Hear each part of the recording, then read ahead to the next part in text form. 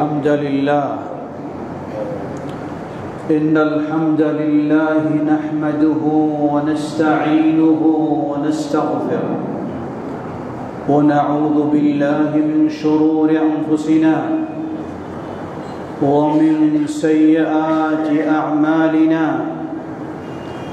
ومن يهده الله فلا مضل له ومن يضلل فلا هادي له وأشهد أن لا إله إلا الله وحده لا شريك له وأشهد أن محمدًا عبده ورسوله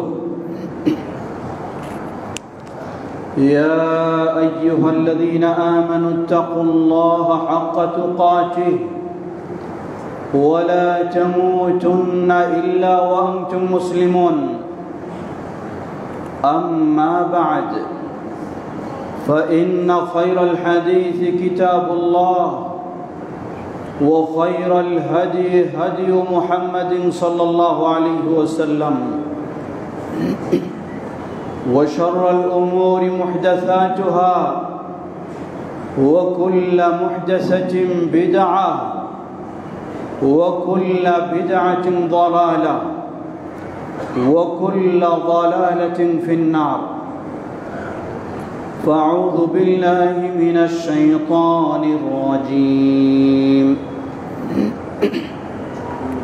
بسم الله الرحمن الرحيم إن الذين قالوا ربنا الله ثم استقاموا تتنزل عليهم الملائكة ألا تخافوا ولا تحزنوا وأبشروا بالجنة التي كنتم توعدون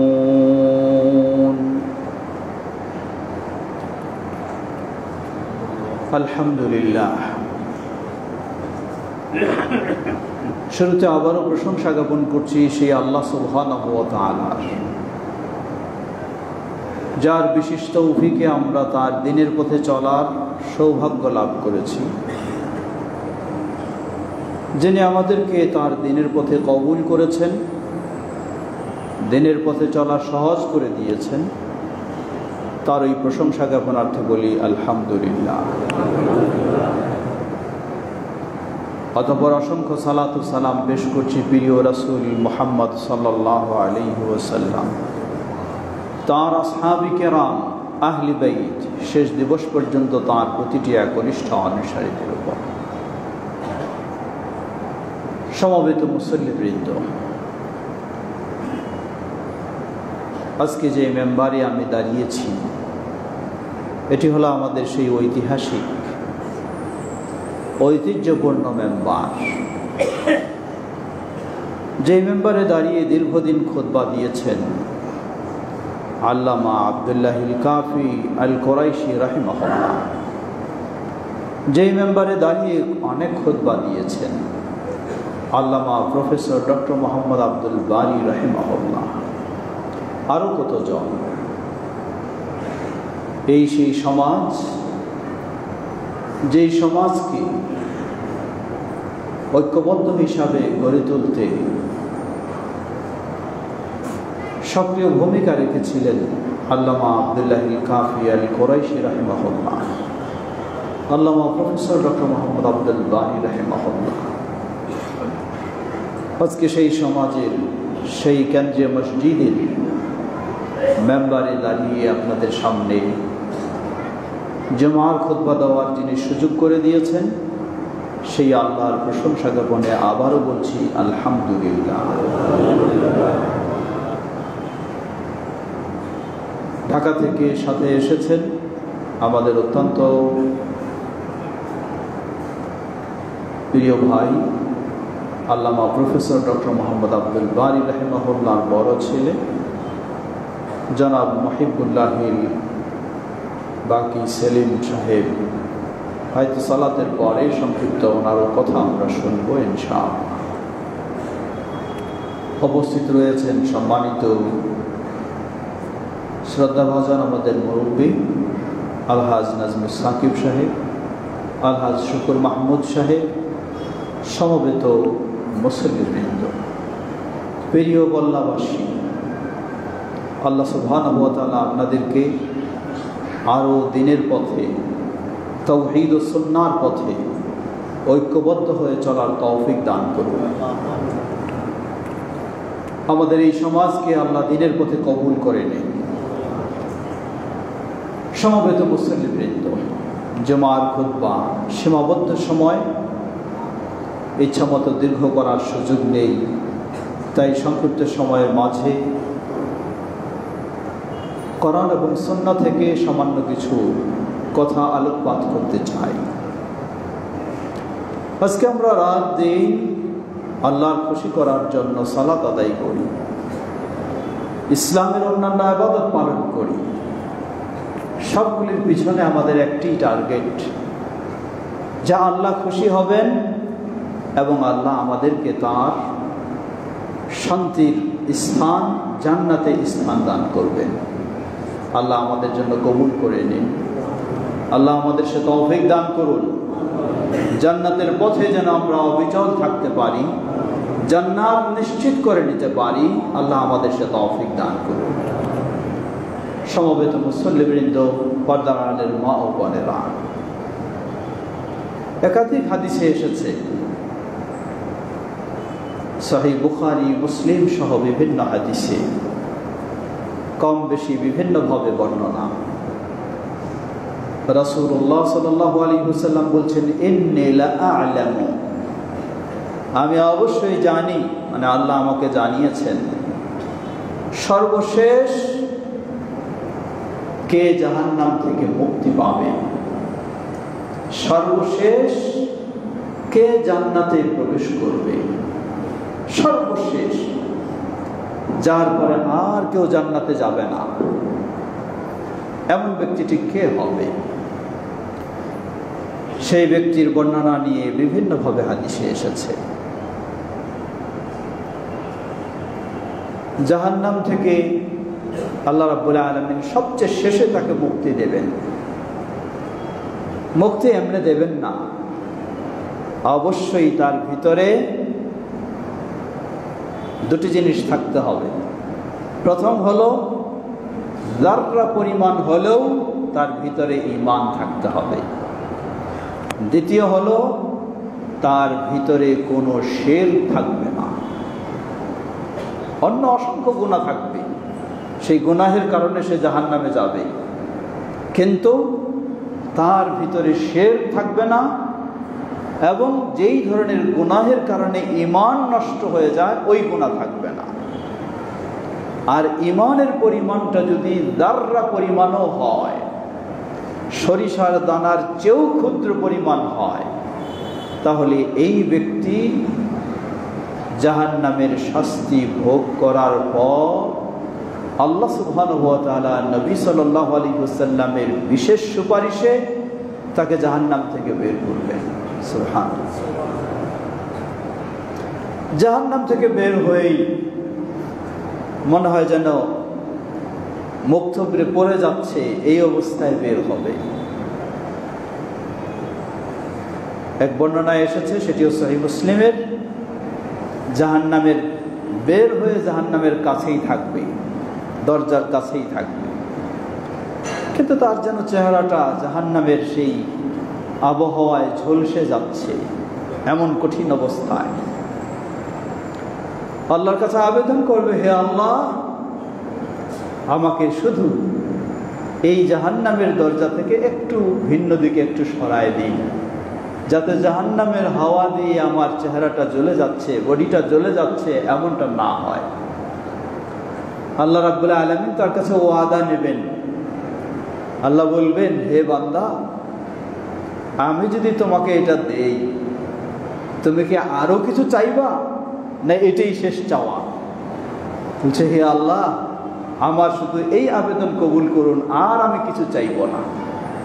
ঠিক বললেন, হ্যাঁ ঠিক, এটাই শুধু, আর কিছু চাইব না।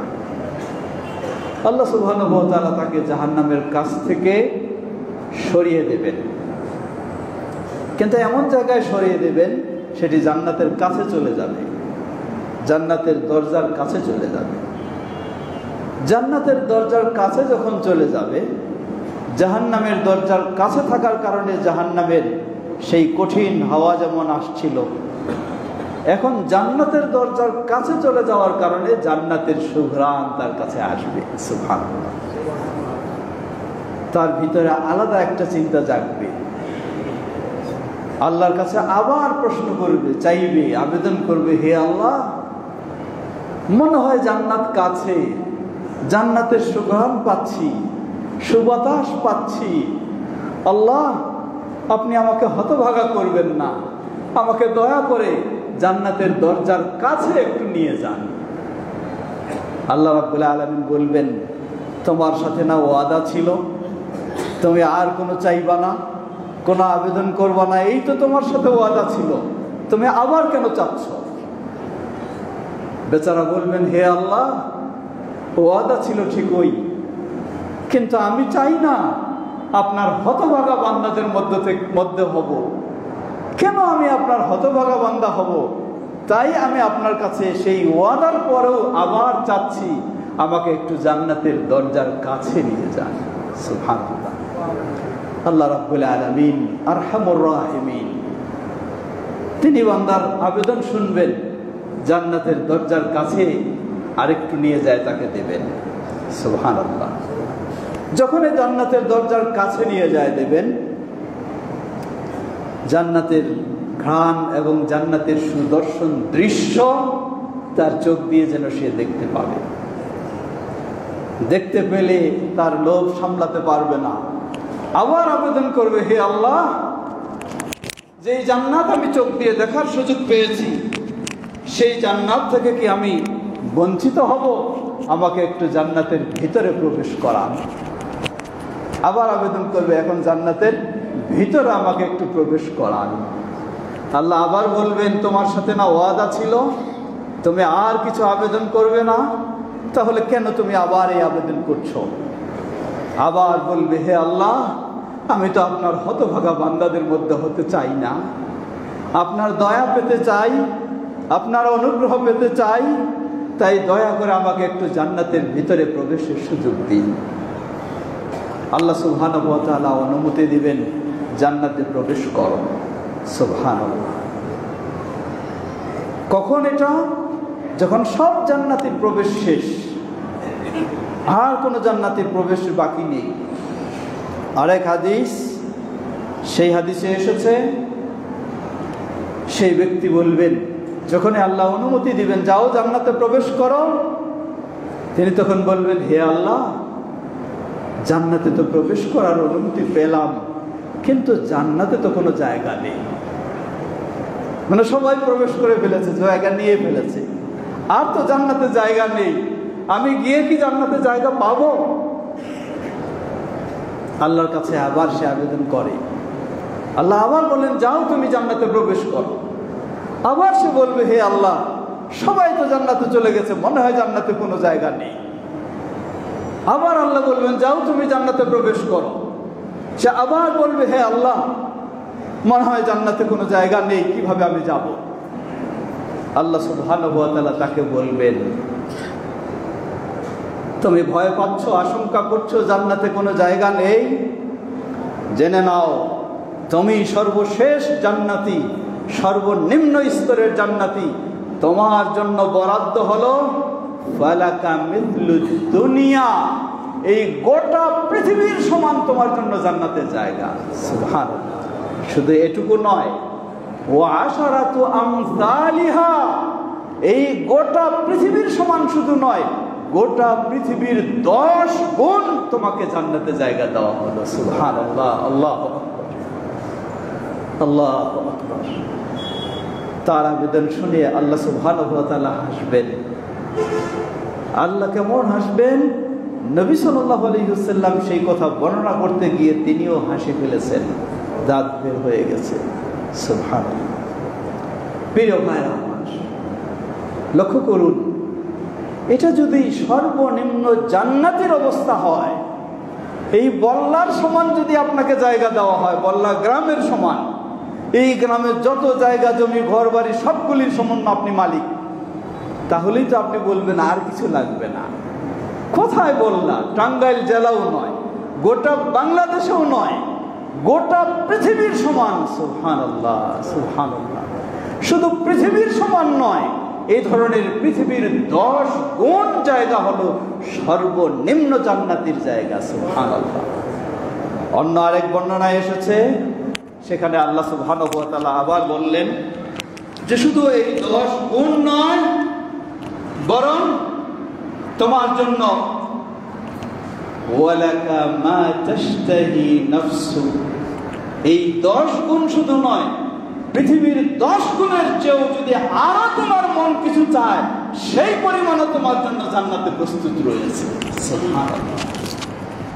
প্রিয় ভাই, আজকে আমরা দুনিয়ার সামান্য কিছু পেয়ে আমরা অস্থির হয়ে যাই। এটার জন্য কত মারামারি, কত কাটাকাটি, ঈমানের কথা ভুলে যাই, ইসলামের কথা ভুলে যাই, আল্লাহর কথা ভুলে যাই, আখিরাতের কথা ভুলে যাই। মনে করি যেন দুনিয়াটাই হয়ে গেছে আমাদের সব, এমন পর্যায়ে চলে যাই। কিন্তু এই দুনিয়া থেকে যে আমাকে হারিয়ে যেতে হবে, এই চিন্তাটি যেন আমাদের ভুলে যাই আমরা। আসুন একটু আমরা ভাবার চেষ্টা করি, যেই জান্নাত, সর্বশেষ নিম্ন স্তরের জান্নাতের অবস্থা যদি এই হয়, এর চেয়ে কি ভালো জান্নাত আপনি পেতে পারেন না? এর চেয়ে কি আপনার জন্য আরো ভালো জায়গা হতে পারে না? দুনিয়ার জীবনে কি তা আপনি নিশ্চিত হতে পারবেন? জবাব হ্যাঁ, দুনিয়ার জীবনে আপনি নিশ্চিত হতে পারবেন যে আপনি জান্নাতি। কিভাবে সেটি? আল্লাহ সুবহানাহু ওয়া তাআলা সূরা ফুসসিলাতে তাও বর্ণনা দিয়েছেন। আল্লাহ রাব্বুল আলামিন বলেন, ইন্নাল্লাযীনা ক্বালু রাব্বুনাল্লাহ সুম্মা ইসতাকামু তাতানাজ্জালু আলাইহিমুল মালায়েকা আল্লা তাখাফু ওয়া লা তাহজানু وأبشروا بالجنة التي كنتم توعدون نحن أولياؤكم في الحياة الدنيا ولكم في الآخرة ولكم فيها ما تشتهي أنفسكم ولكم فيها ما تدعون نزلا من غفور رحيم। সুবহানাল্লাহ। আল্লাহ কি বললেন? আল্লাহ বলছেন, ইন্নাল্লাযীনা ক্বালু রাব্বুনাল্লাহ, ওই ব্যক্তি, হতে পারে তার ক্ষমতা নেই, তার সম্পদ নেই, তার তেমন শিক্ষা ও ডিগ্রিও নেই, তার তেমন ভালো অবস্থানও নেই, সাধারণ মানুষ, কিন্তু বলে রাব্বুনাল্লাহ, আমাদের রব হলেন আল্লাহ। আল্লাহর প্রতি এই বিশ্বাস, আল্লাহর প্রতি এই ঈমান, আল্লাহর প্রতি এই আস্থা, আল্লাহর প্রতি এই ভরসা সব ক্ষেত্রেই একমাত্র তাওহীদের উপরে প্রতিষ্ঠিত থাকে, একত্ববাদের উপরে। এর মানে তাওহীদের উপরে প্রতিষ্ঠিত থাকা মানেই হলো সকল প্রকার শিরক থেকে মুক্ত থাকবে। এটাই হলো আজকে আহলুল হাদিসদের দাওয়াত, আহলুল হাদিসদের আহ্বান। এটি পীর মুরিদের আহ্বান নয়, মাজারপন্থীর আহ্বান নয়, কবর পূজারীর আহ্বান নয়, তরিকাপন্থীর আহ্বান নয়। আহলুল হাদিসের আহ্বান হলো সর্বমুহূর্তেই আপনাকে স্বীকৃতি দিতে হবে রব হলেন আল্লাহ সুবহানাহু ওয়া তাআলা। আমার জীবনটাকে পরিচালনা করব সেই আল্লাহর বিধান অনুযায়ী, সেই আল্লাহর তাওহীদের পথে, সকল প্রকার শিরক মুক্ত হয়ে। শুধু একদিন দুদিন নয়, বক্তব্য শুনলেন, খুব ভালো লাগলো, মনে খুব উৎসাহ জাগলো, খুব ভালো হয়ে গেলেন, 3 দিন পরে দেখা যায় নামাজও নেই, দিনও নেই, কিছুই নেই, নোংরামি, টিভি নিয়ে ব্যস্ত হয়ে আছে। আল্লাহ বললেন সুম্মাস্তাকামু, এই তাওহীদ জেনেছে, তাওহীদের উপর প্রতিষ্ঠিত হয়েছে, সুম্মাস্তাকামু, জীবনের শেষ মুহূর্ত পর্যন্ত আল্লাহর ওই দিনের উপরে, ঈমানের উপরে, তাওহীদের উপরে অবিচল থাকবে। সুবহানাল্লাহ। মুমূর্ষ অবস্থায় পৌঁছে যাবে, মৃত্যু মুহূর্তে উপস্থিত হয়ে যাবে। তাতানাজ্জালু আলাইহিমুল মালাইকা, গোটা জীবনটাই যখন আপনি সঠিক আহলুল হাদিস হতে পারবেন, তাওহীদের উপরে থাকতে পারবেন, শিরক থেকে মুক্ত হতে পারবেন, সুন্নাহর উপরে থাকতে পারবেন, বেদাত থেকে মুক্ত হতে পারবেন, অন্যায় অশ্লীলতা ও বিচার থেকে মুক্ত থাকতে পারবেন। এই অবস্থায় যদি মৃত্যু মুহূর্তে পৌঁছে যান, হতে পারে আপনার কোনো ক্ষমতা নেই, আপনার কোনো পদ নেই, আপনার কোনো সম্পদ নেই, আপনার কোনো বড় ডিগ্রি নেই, আপনার কোনো বড় অনুসারী নেই। আল্লাহ সুবহানাহু ওয়া তাআলা বলেন তাতানাজ্জালু আলাইহিমুল মালাইকা আল্লা তাখাফু ওয়া লা তাহজানু, এই মুমূর্ষ অবস্থায় আপনার কাছে আল্লাহর ফেরেশতার দল উপস্থিত হয়ে যাবে। বলেন সুবহানাল্লাহ। ফেরেশতারা এসে বলবে আল্লা তাখাফু, গোটা জীবন তুমি তাওহীদের উপরে ছিলে, গোটা জীবন তুমি শিরক মুক্ত ছিলে, গোটা জীবন তুমি ইসলামের উপরে ছিলে। আল্লাহ তাখাফু, আমরা তোমাকে সাহস দিচ্ছি, তোমরা কোনো ভয় পেও না। ওয়ালা তাহজানু, কোনো দুশ্চিন্তা করো না। ওয়া আবশিরু বিল জান্নাহ, আর সুসংবাদ নিয়ে নাও, দুনিয়ার জীবনে এই সুসংবাদ তোমাদের জন্য জান্নাত অপেক্ষা করছে। সুবহানাল্লাহ, আল্লাহু আকবার। দুনিয়ার জীবনে সুসংবাদ নিয়ে নাও, তোমাদের জন্য জান্নাত অপেক্ষা করছে। সুবহানাল্লাহ।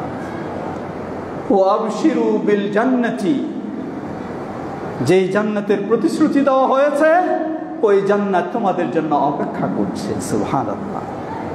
আরো বলবেন নাহনু আউলিয়াউকুম ফি হায়াতিদ দুনিয়া, জেনে রাখো আমরা তোমাদের দুনিয়ার জীবনে বন্ধু হিসাবে ছিলাম, আমরা তোমাদেরকে ছেড়ে চলে যাচ্ছি না। ওয়ালাকুম ফিল আখিরাহ, মৃত্যুর পরেও তোমাদের জন্য আমরা আল্লাহর ফেরেশতারা বন্ধু হিসাবে সব সময় সাথে রয়েছি। সুবহানাল্লাহ। ওয়ালাকুম ফিহা মা তাশতাহি আনফুসুকুম, জান্নাত তো রয়েছে, দুনিয়ায় বহু কিছু পেলেও মন যা চায় তা পাওয়া যায় না, কিন্তু জান্নাত হলো এমন মা তাশতাহি আনফুসুকুম, তোমাদের মন যা চাইবে জান্নাতে তোমরা তাই পেয়ে যাবে। সুবহানাল্লাহ। ওয়ালাকুম ফিহা মা তাদউন, জান্নাতে তোমরা যা আবেদন করবে, যা দাবি করবে তাই সব কিছু পেয়ে যাবে। কেমনে? নুজুলাম মিন গফুরির রহিম, কারণ এই জান্নাতের মেহমানদারি দুনিয়ার কারো পক্ষ থেকে নয়, মিন গফুরির রহিম, সেই ক্ষমাশীল আল্লাহ। প্রিয় ভাইরা আমার, একটু ভাবার চেষ্টা করুন, দুনিয়ার ক্ষমতা নিয়ে, দুনিয়ার পদ নিয়ে, দুনিয়ার সম্পদ নিয়ে, দুনিয়ার আর কত কিছু নিয়ে একটু কি ভেবেছি গোটা দুনিয়াটাও যদি আমাকে দিয়ে দেওয়া হয় আমি কতদিন ভোগ করব? এই দুনিয়ার সব কিছু ছেড়ে আমাকে চলে যেতে হবে। কিন্তু আমি যে অবস্থায় থাকি না কেন, যদি আমি আল্লাহর তাওহীদের উপরে থাকতে পারি, আমি যদি শিরক মুক্ত থাকতে পারি, আমি যদি আল্লাহর সন্তুষ্টির পথে চলতে পারি, এটার উপরেই যদি সারা জীবন আমি অবিচল থাকতে পারি, সুবহানাল্লাহ, ওই সর্বনিম্ন জান্নাতি যে জান্নাত পাবে, স্থান পাবে দুনিয়ার 10 দুনিয়ার সমান, ওই ব্যক্তির সাথে তুলনা নয়, তার চেয়েও আপনার স্থান হবে আরো উন্নত। বলুন সুবহানাল্লাহ। বরং আল্লাহ সুবহানাহু ওয়া তাআলা আরো সুসংবাদ দিয়েছেন, আমার জীবনটাকে যদি আমি গড়ে তুলতে পারি একমাত্র আল্লাহর আনুগত্য তাওহীদের উপরে, অতঃপর নবী মুহাম্মদ সাল্লাল্লাহু আলাইহি ওয়াসাল্লামের সুন্নাহর আলোকে, তাহলে আমার জন্য সুসংবাদ হলো ফাউলাইকা মাআল্লাযীনা আন'আমাল্লাহু আলাইহিম মিনান নাবিয়্যিনা ওয়াস-সিদ্দীকিনা ওয়াশ-শুহাদা'i ওয়াস-সালিহিন। তাহলে আমার স্থান হবে আমার প্রিয় নবী মুহাম্মদ সাল্লাল্লাহু আলাইহি ওয়াসাল্লাম যেই হাই ক্লাস জান্নাতে থাকবে সেখানেই হবে আমার স্থান। সুবহানাল্লাহ। সিদ্দিকগণ, শহীদগণ, সালেহগণ যেখানে স্থান পাবে সেখানে আমার স্থান হবে, যদি আমি আমার জীবনটাকে গড়ে তুলতে পারি তাওহীদের উপরে শিরক মুক্ত হয়ে, সুন্নাহর উপরে বিদআ মুক্ত হয়ে। এভাবেই যদি আমার জীবনটাকে গড়ে তুলতে পারি, প্রিয় মুসলিম ভাই ও বোনেরা, আজকে আহলুল হাদিসদের দাওয়াত হলো এটাই, জমঈয়তে আহলুল হাদিসের দাওয়াত হলো এটাই, জমঈয়তে শুব্বানে আহলে হাদিসের দাওয়াত হলো এটাই, এই বল্লা ঐতিহ্যবাহী কেন্দ্র জামে মসজিদের দাওয়াত হলো এটাই। আসুন আমরা সেই তাওহীদ ও সুন্নাহর পথে চলি, তাহলেই জান্নাত আমরা নিশ্চিত করে নিতে পারবো। শুধু নিশ্চিত নয়, ওই জান্নাতের সুসংবাদ দুনিয়াতেই আমরা লাভ করতে পারবো ইনশাআল্লাহ। আল্লাহ আমাদের সকলকে সে পথে চলার তৌফিক দান করুন। ওয়া আখির দাওয়ানা আনিল হামদুলিল্লাহি রাব্বিল আলামিন ওয়া সাল্লাল্লাহু তাআলা নবিনা মুহাম্মদ ওয়া আলা আলিহি ওয়া সাহবিহি আজমাইন।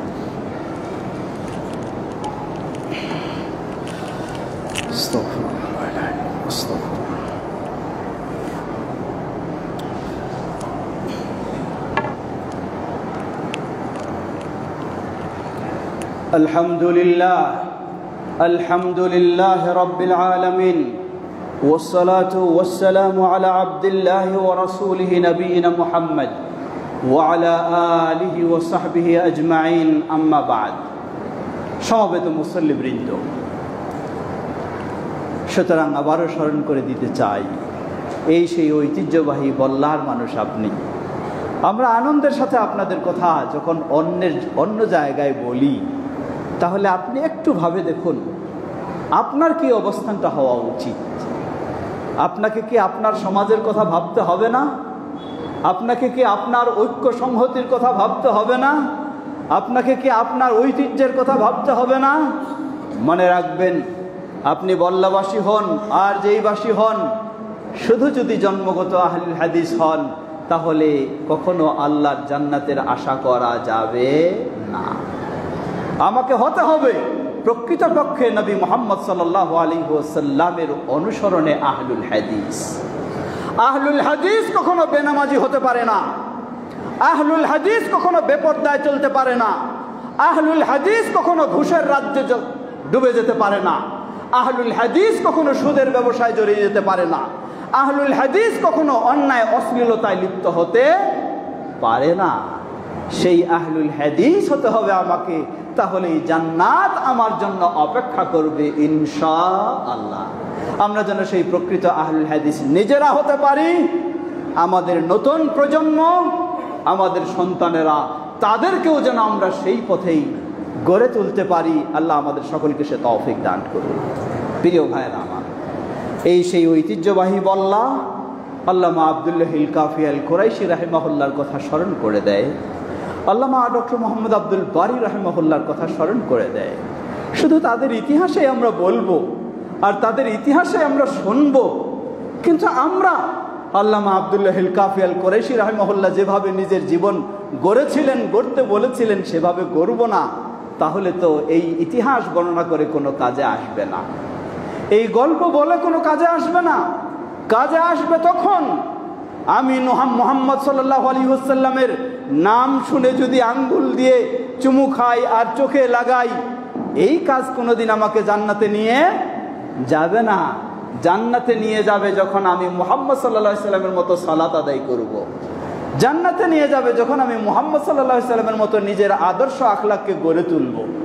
জান্নাতে নিয়ে যাবে যখন আমি মুহাম্মদ সাল্লাল্লাহু আলাইহি ওয়াসাল্লামের মতো নিজের জীবনটাকে গড়ে তুলব, তাহলেই সফল।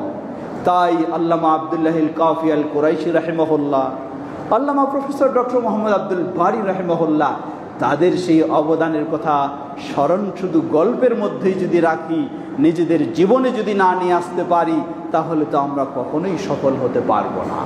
আসুন আহ্বান জানাই, কোনো কমিটি কেন্দ্রিক আমাদের ক্ষোভ থাকবে না, অভিমান থাকবে না, কোনো নেতৃত্ব কেন্দ্রিক থাকবে না, অভিমান থাকবে, ক্ষোভ থাকবে আল্লাহর সন্তুষ্টি অর্জনের দিক থেকে। আমি যদি না পারি, তাহলে আমাকে অবশ্যই সুন্দর হতে হবে, আমাকে সংশোধন করে নিতে হবে। কিন্তু পারস্পরিক বিষয়গুলিকে আমরা চেষ্টা করব অতীতে যেভাবে আমাদের মুরব্বীরা ছিলেন ঐক্যবদ্ধ হয়ে আন্তরিকতার সাথে, সেই ঐক্যবদ্ধ ও আন্তরিকতার সাথে আমি বলছি না যে বল্লাবাসী নেই, অবশ্যই আছে, কিন্তু চাচ্ছি আরও মজবুত হব আমরা। কারণ আমরা সালাতে দাঁড়িয়ে সবসময় বলি ইহদিনাস সিরাতাল মুস্তাকিম, অর্থ কি? হে আল্লাহ, আমাদেরকে সঠিক পথের হেদায়েত দান করুন। এর মানে কি সঠিক পথে আমি নাই, হেদায়েতে আমি নাই? হেদায়েতে আছি, কিন্তু হেদায়েতটা আরো মজবুত চাই আল্লাহর কাছে, হেদায়েতটা আরো বৃদ্ধি চাই। ঠিক সেটাই চাচ্ছি আজকে বল্লাবাসীর কাছে আমাদের সেই আহ্বান, বাংলাদেশ জমিয়ত আহলে হাদিসের সেই আহ্বান, আমরা যেন কমপক্ষে নতুন প্রজন্মকে আরো সুন্দরভাবে আমাদের মতো গড়ে তুলতে পারি। কারণ নতুন প্রজন্ম সবাই তো এই বল্লায় থাকে না। যারা বেশি শিক্ষিত করতে চান তাদের ছেলেকে নিয়ে চলে গেছেন টাঙ্গাইল শহরে, হয়তো এই মসজিদ নেই সেখানে। আরও বেশি যে করতে চান নিয়ে চলে গেছেন ঢাকা শহরে, আরও যে বেশি করতে চান নিয়ে চলে গেছেন দেশের বাইরে। আপনি কি একটু চিন্তা করেছেন আপনার ছেলে কি আসলে আপনার আকীদা জানতে পারছে কিনা? আপনার ছেলে আপনার সালাত শিখতে পারছে কিনা? আপনার ছেলে আপনার আকীদা আদর্শ জানতে পারছে কিনা? যদি চিন্তা না করেন তাহলে দেখবেন, আমাদের এক ভাই দুঃখ করে বলেছিল অন্য জায়গায়, তিনি তার ছেলেদেরকে বলছেন চলো এই মসজিদে যাই। ছেলেরা বলছে বাবা এই মসজিদ আর এই মসজিদ পার্থক্য কি? দুটো তো একই, যেটা আরো সুন্দর এসি রয়েছে ইত্যাদি রয়েছে সেখানে যাব। বাবা বলছে বাবা না, এসি থাকলেও সুন্দর নয়, সুন্দর তো সেটাই যেখানে নবী মুহাম্মদ সাল্লাল্লাহু আলাইহি ওয়াসাল্লামের সুন্নাহ অনুযায়ী ইবাদত হয়, সালাত হয়। তা আপনার ছেলেও তো ওই কথা বলবে যে এটা ওটা সমান, কোনোই পার্থক্য নেই। যদি আমি আমার ছেলেকে সেই শিক্ষা না দিতে পারি, তাই আমাদের সকলের দায়িত্ব, যারা বয়োজ্যেষ্ঠ তারা যেমন জমিয়তের সাথে রয়েছি, আমাদের যুবকদেরকে জমিয়ত শুব্বানে আহলে হাদিসের সাথে সম্পৃক্ত করে তাদেরকেও সেই আদর্শে সেই আলোকে আমরা গড়ে তোলার চেষ্টা করব। আল্লাহ আমাদের সকলকে সে তৌফিক দান করুন। সমবেত মুসল্লিবৃন্দ, এর আগেও আপনাদের কাছে বলা হয়েছে, আজকেও আমি স্মরণ করে দিচ্ছি, বাংলাদেশ জমিয়ত আহলে হাদিস আলহামদুলিল্লাহ বহুমুখী কার্যক্রম হাতে নিয়েছে। যেমন একদিকে আল্লামা ডক্টর মোহাম্মদ আব্দুল বারী রাহিমাহুল্লাহর সেই স্বপ্ন, international Islami university of science and technology সেই বাইপাইলে, ঠিক সেখানে আরও বহু শিক্ষা প্রতিষ্ঠান, অনুরূপভাবে মাদ্রাসা বাংলাদেশ আহলে হাদিস তালিমি বোর্ড এবং আরও বিভিন্ন রকমের কর্মসূচি প্রকল্প দিনের পর দিন বাড়ছে। সেগুলির জন্য প্রয়োজন আর্থিক সহায়তা। এজন্য জমিয়ত আহলে হাদিস একটি প্রকল্প হাতে নিয়েছে, সেটি হলো জমিয়ত কল্যাণ ফান্ড। যাতে আমরা এই কল্যাণ ফান্ড সবার পক্ষে যদি বলি যে 1 লক্ষ করে টাকা দিতে হবে, এটি সম্ভব নয়। কিন্তু যদি বলি যে সবাইকে এই দিনই কাজ করার জন্য মাত্র 100 করে টাকা দিতে হবে, তাহলে এটি কারো জন্যই হয়তো কঠিন হবে না, সবারই জন্য সহজ হবে। তাই সেই প্রকল্পে আমরা সবাই অংশগ্রহণ করব ইনশাআল্লাহ।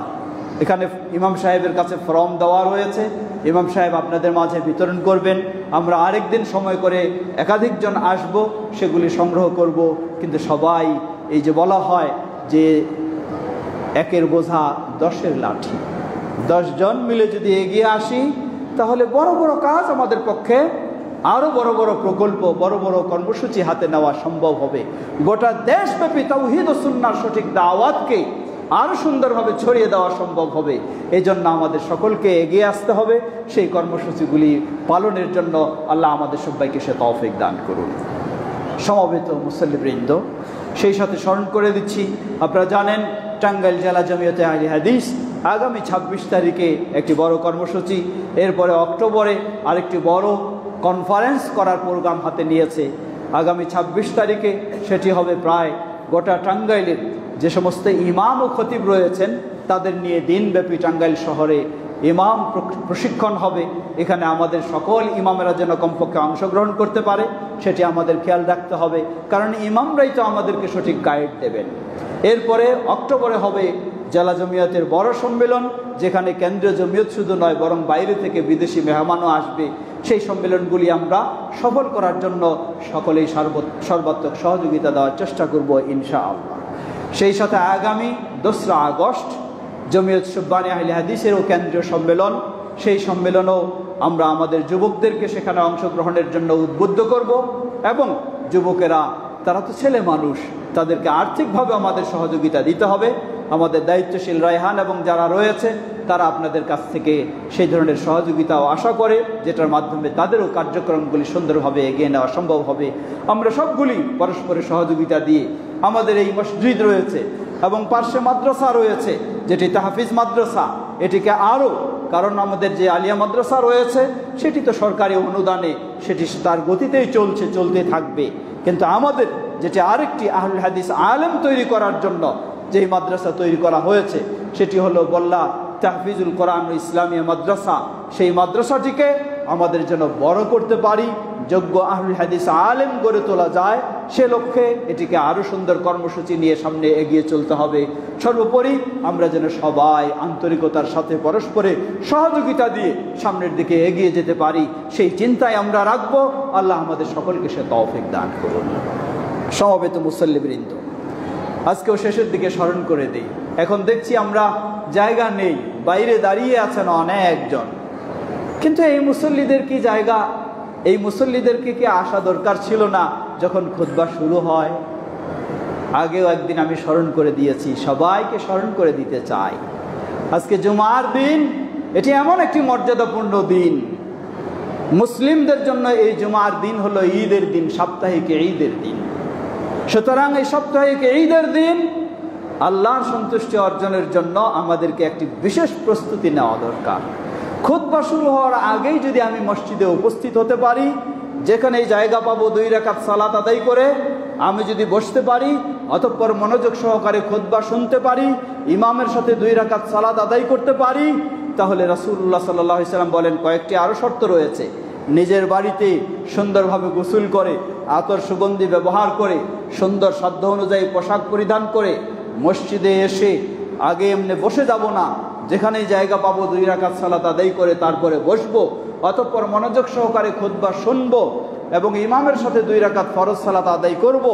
নবী সাল্লাল্লাহু আলাইহি ওয়াসাল্লাম অনেকগুলি মর্যাদা বর্ণনা করেছেন।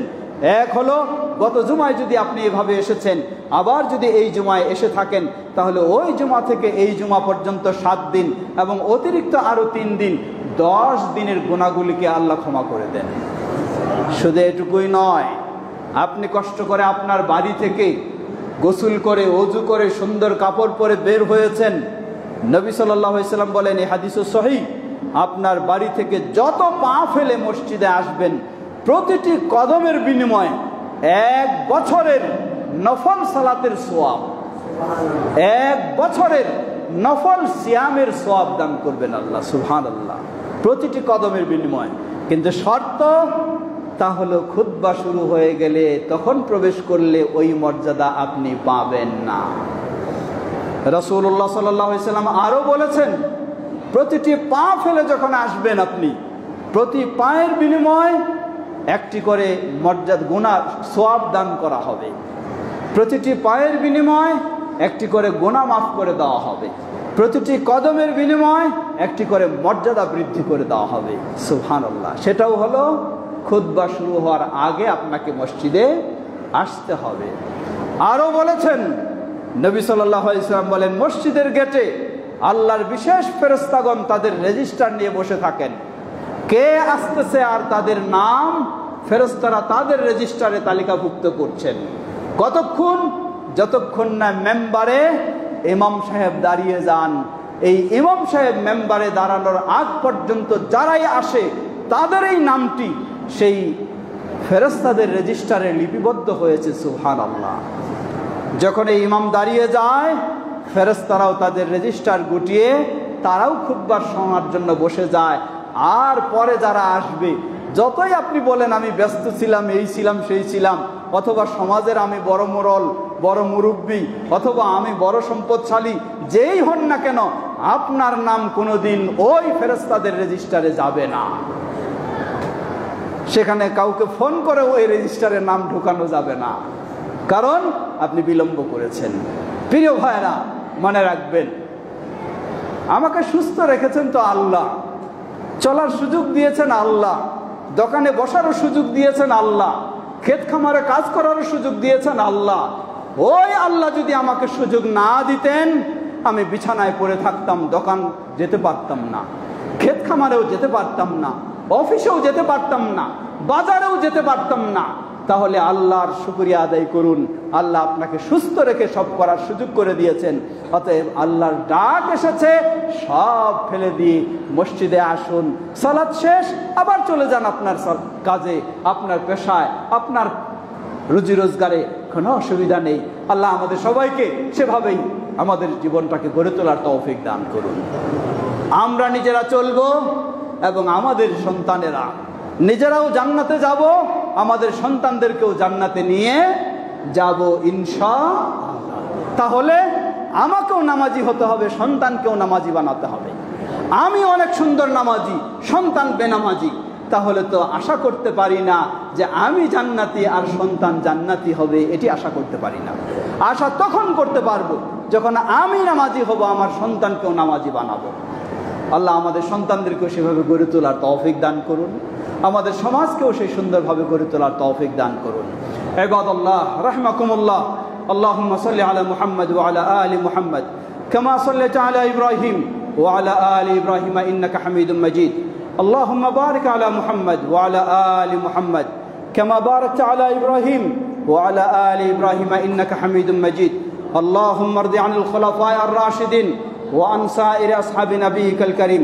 আল্লাহুম্মা আইজিল ইসলাম ওয়াল মুসলিমিন ওয়াখযুলিল কাফরাতা ওয়াল মুশরিকিনা ওয়া দাম্মির দিয়ারাহুম।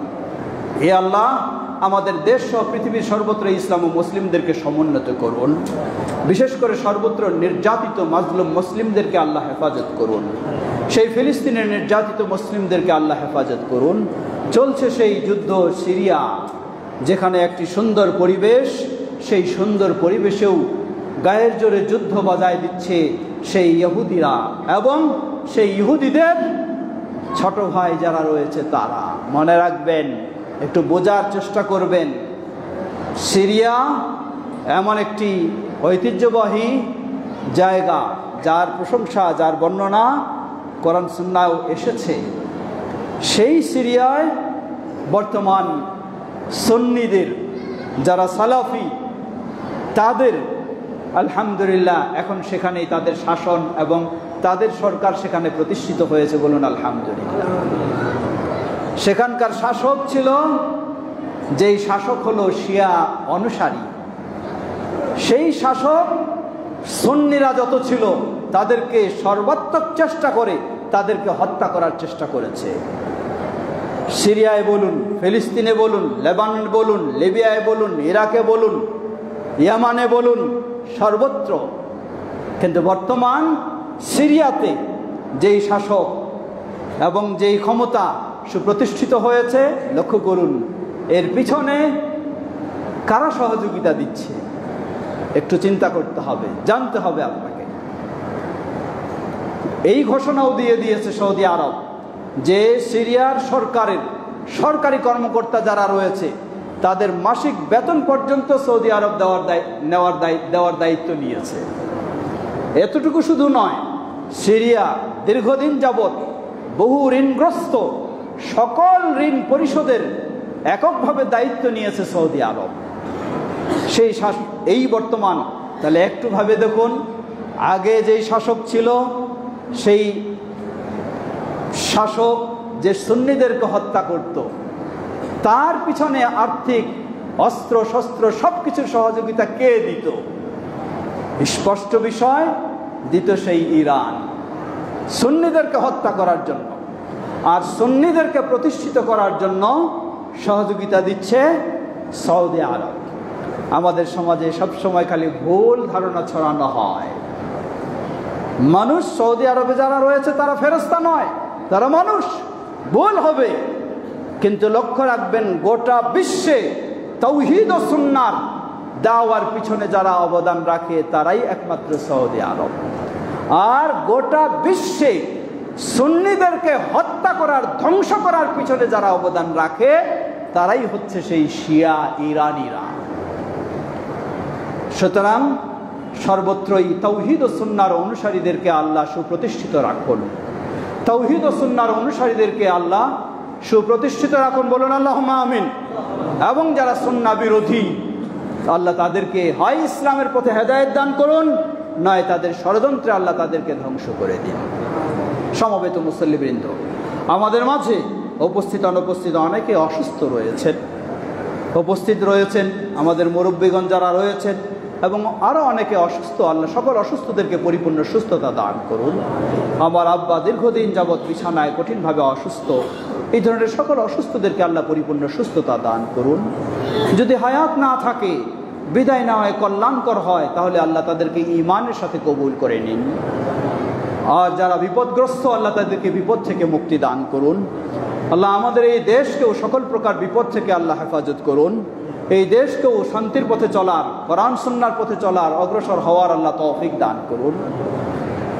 আমাদের যারা প্রিয়জন বিদায় নিয়ে চলে গেছেন, এই বল্লা মসজিদ ইতিহাস ঐতিহ্য যারা রেখে গেছেন, তারা আজকে আমাদের মাঝে নেই।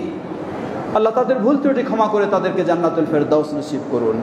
আমাদের অনেকেরই বাবা মা ভাই বোন যারা বিদায় নিয়ে চলে গেছেন, তাদের ভুল ত্রুটি ক্ষমা করে জান্নাতুল ফেরদাউস নসিব করুন।